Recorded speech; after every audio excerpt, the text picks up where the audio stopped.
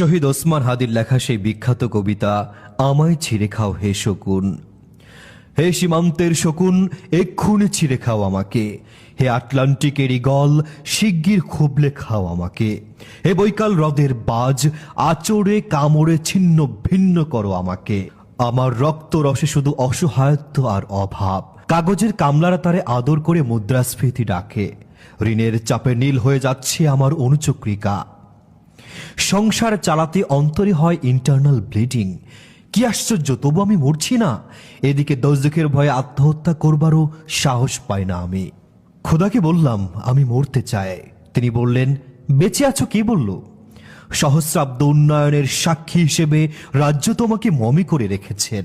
বাজারে দীর্ঘশ্বাস ফেললে নাকি রাজ্যের ভীষণ বদনাম হয়, রাজারও মন খারাপ হয় খুব। কোতোয়ালরা ফরমান জারি করেছে আমাকে সারাক্ষণই হাসতে হবে, নাইলে দেশি কুকুর ও বিদেশি মাগুরকে এক বেলা ভালো মন্দ খাওয়ানো হবে আমার মাংস দিয়ে।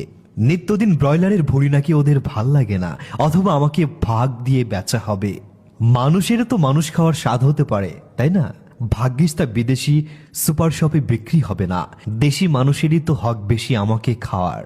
এই দজখী যখন নিয়তি, তখন আমি উদাম হয়ে ডাকছি দুনিয়ার শ্রেষ্ঠ মাংসাশী বিহকদের, হে ঈগল চিল ও ভয়ঙ্কর বাজেরা, হে সাম্রাজ্যবাদী সাহসী শকুনেরা, তোমরা F-35 এর মতো মেঘ 29 এর মতো দল বেঁধে হামলে পড়ো আমার বুকে। আমার রান থান চক্ষু কলিজা আর সব তোমাদের গনিমতের মাল। দেশি শুয়োর খুবলে খাওয়ার আগেই আমায় ইচ্ছে মতো ছিঁড়ে খাও তোমরা।